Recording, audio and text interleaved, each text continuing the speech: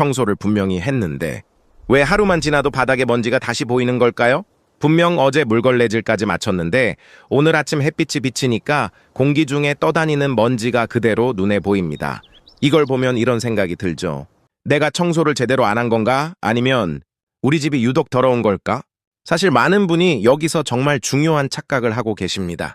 먼지는 단순히 쌓이는 게 아니라 계속해서 생성되고 순환되는 것이라는 점입니다. 우리가 아무리 열심히 쓸고 닦아도 방법이 잘못되면 오히려 먼지를 더 퍼뜨리고 있을 수도 있습니다. 예를 들어 마른 걸레로 먼저 닦거나 아래부터 청소를 시작하면 눈에 보이지 않는 먼지가 다시 공기 중으로 떠올라 결국 바닥으로 다시 내려앉게 됩니다. 그래서 어떤 집은 매일 청소를 해도 항상 먼지가 많고 어떤 집은 일주일에 몇 번만 청소해도 훨씬 깔끔하게 유지되는 법이죠. 이 차이는 단순히 부지런함의 문제가 아니라 바로 청소 방식의 차이입니다. 오늘 영상에서는 단순히 청소를 열심히 하는 방법이 아니라 먼지 자체를 줄이는 구조를 만드는 법을 알려드리겠습니다. 왜 먼지가 계속 생기는지, 그리고 어떻게 해야 눈에 띄게 줄일 수 있는지 아주 현실적인 기준으로 설명드릴게요. 끝까지 보시면 왜 우리 집은 이렇게 먼지가 많지? 라는 고민이 확실히 줄어들 겁니다. 그럼 먼저 많은 사람이 무심코 반복하고 있는 잘못된 습관부터 짚어보겠습니다. 보통 이렇게들 생각하시죠. 나는 매일 청소하는데 왜 우리 집만 이렇게 먼지가 많을까? 실제로 이런 상황을 한번 떠올려 보세요. 퇴근하고 집에 와서 바로 청소기를 돌립니다. 눈에 보이는 먼지를 싹 빨아들이고 바닥도 깔끔해진 것 같아서 기분이 참 좋죠.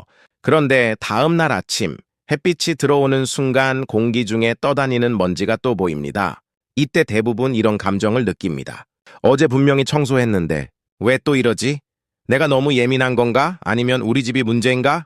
하지만 문제는 집이 아니라 방식에 있습니다. 첫 번째로 많이 하는 실수가 바로 순서입니다.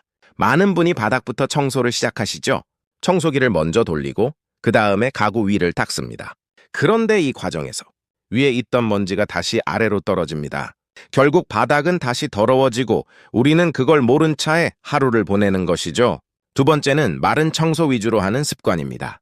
마른 걸레나 먼지털이로 털어내면 먼지가 사라지는 게 아니라 공기 중으로 퍼집니다. 눈에 안 보일 뿐 결국 다시 내려앉게 되죠. 즉 청소를 했다고 생각하지만 실제로는 먼지를 재배치하고 있는 셈입니다.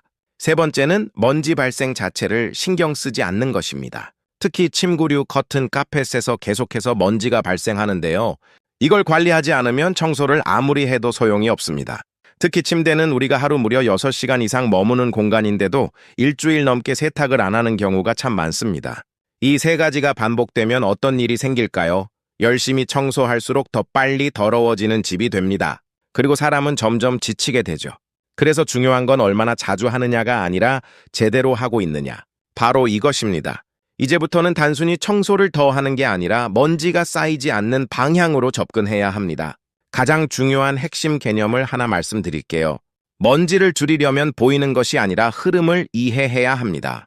먼지는 가만히 있는 게 아닙니다. 계속해서 생기고 떠다니고 다시 쌓이는 과정을 반복하죠. 이걸 이해하지 못하면 평생 청소를 해도 똑같은 상태가 반복될 뿐입니다. 예를 들어 볼까요? 아침에 창문을 열어 환기를 합니다. 상쾌한 공기가 들어오는 것 같지만 동시에 외부 미세먼지도 함께 들어옵니다. 그리고 사람이 움직이면서 바닥에 있던 먼지가 다시 떠오르고 옷이나 침구에서 나온 섬유 먼지도 공기 중으로 퍼집니다. 이 먼지들은 결국 어디로 갈까요? 맞습니다. 천장, 가구 위, 그리고 다시 바닥으로 내려앉습니다. 여기서 핵심은 딱 하나입니다. 먼지는 위에서 아래로 이동한다는 것.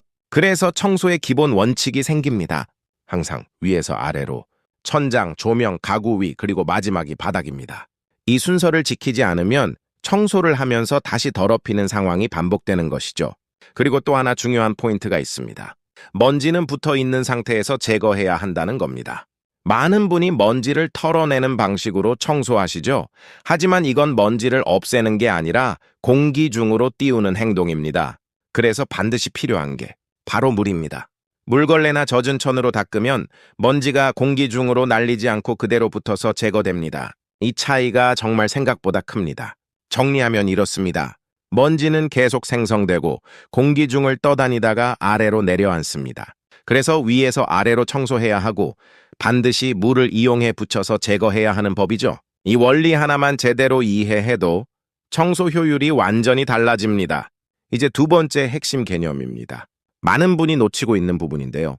바로 먼지는 밖에서 들어오는 것보다 집 안에서 더 많이 만들어진다는 사실입니다. 이게 처음 들으면 조금 의외일 수 있습니다. 미세먼지 때문에 더러운 거 아니냐고 생각하실 수 있는데 실제로는 다릅니다. 집 앞먼지의 상당 부분은 사람의 피부 각질, 옷에서 떨어지는 섬유, 그리고 침구에서 나오는 미세 섬유입니다. 즉, 우리가 생활하는 그 순간에도 계속해서 먼지가 생성되고 있는 것이죠. 하루 종일 밖에 있다가 집에 들어왔다고 가정해 봅시다. 겉옷을 소파 위에 툭 올려놓고 침대에 그대로 눕습니다. 이때 옷에 묻어있던 먼지와 외부 오염물질이 그대로 집 안으로 퍼집니다. 그리고 우리가 자는 동안에도 몸에서 떨어지는 각질과 먼지가 계속 침구에 쌓이죠.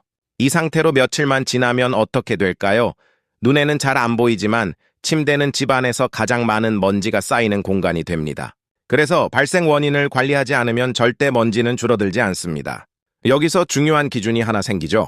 먼지가 쌓이는 곳이 아니라 먼지가 만들어지는 곳을 관리해야 한다. 바로 이 점입니다. 그럼 구체적으로 어떻게 해야 할까요? 첫 번째는 침구 관리입니다. 최소 일주일에 한 번, 가능하면 뜨거운 물로 세탁해 보세요. 이것만으로도 집 전체 먼지 양이 정말 크게 줄어듭니다. 두 번째는 섬유 제품을 줄이는 겁니다. 커튼이나 카펫은 먼지를 계속 만들어내는 대표적인 원인입니다. 완전히 없애기 어렵다면 최소한 자주 세탁하거나 관리해야 하죠. 세 번째는 외부 먼지 차단입니다. 집에 들어오자마자 옷을 바로 정리하고 가능하면 외출복과 실내복을 분리하는 습관이 정말 중요합니다. 이 세 가지만 실천해도 왜 이렇게 먼지가 많지라는 느낌이 확실히 줄어들 겁니다. 이제 단순히 청소하는 단계에서 벗어나 먼지 자체를 줄이는 단계로 넘어오신 겁니다. 자, 그럼 실제로 어떻게 해야 할지 아주 현실적으로 정리해 드릴게요. 복잡하게 생각할 필요 없습니다. 딱 이 기준만 잡으시면 됩니다. 먼지를 줄이는 실전 전략은 주간 루틴과 하루 습관, 이 두 가지만 잡으면 끝납니다. 먼저 하루 기준입니다. 집에 들어오면 바로 해야 할 행동이 있습니다. 겉옷은 침대나 소파에 두지 말고 꼭 입구 근처에서 정리하세요. 이 작은 습관 하나가 외부 먼지가 퍼지는 걸 막아줍니다. 그리고 하루에 한 번 딱 10분만 물걸레질을 해보세요. 공기 중에 떠다니던 먼지를 바닥에서 딱 잡아주는 역할을 합니다. 다음은 주간 기준입니다.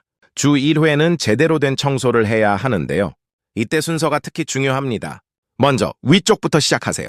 조명과 가구 위를 젖은 천으로 닦습니다. 그 다음에 청소기를 돌리고 마지막에 물걸레로 마무리하는 겁니다. 이 순서만 지켜도 결과가 완전히 달라집니다. 그리고 가장 중요한 포인트 하나. 침구류는 무조건 주 1회 세탁입니다. 가능하면 60도 이상의 따뜻한 물이 좋습니다. 이건 선택이 아니라 기본값이라고 생각하셔야 합니다. 여기서 너무 귀찮은데 라고 생각하시는 분들 계시죠? 그래서 기준을 더 단순하게 딱 세 가지만 드릴게요. 첫째, 하루 10분 물걸레. 둘째, 주 1회 전체 청소. 셋째, 주 1회 침구 세탁. 이 세 가지만 지켜도 집 먼지는 눈에 띄게 줄어듭니다. 여기에 하나 더 추가하자면 공기청정기입니다.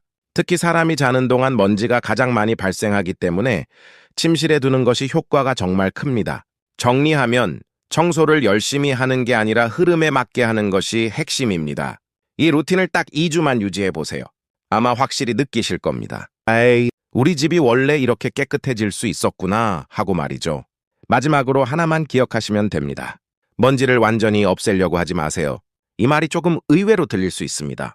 우리는 보통 완벽하게 깨끗한 집을 목표로 하죠. 하지만 현실에서는 그 목표가 오히려 스트레스를 만듭니다.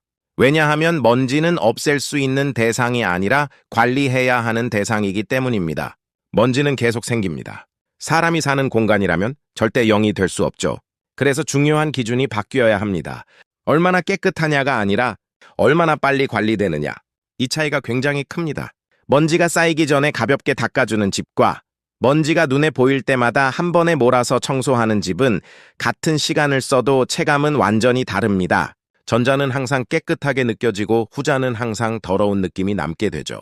결국 핵심은 하나입니다. 완벽한 청소가 아니라 지속 가능한 관리. 이 관점으로 바꾸는 순간 청소는 힘든 일이 아니라 유지하는 습관이 됩니다. 오늘 내용 한 줄로 정리해 드릴게요. 먼지는 없애는 게 아니라 흐름으로 관리하는 것이다. 이 기준으로 딱 한 번만 실천해 보세요. 아마 집의 공기 자체가 달라질 겁니다.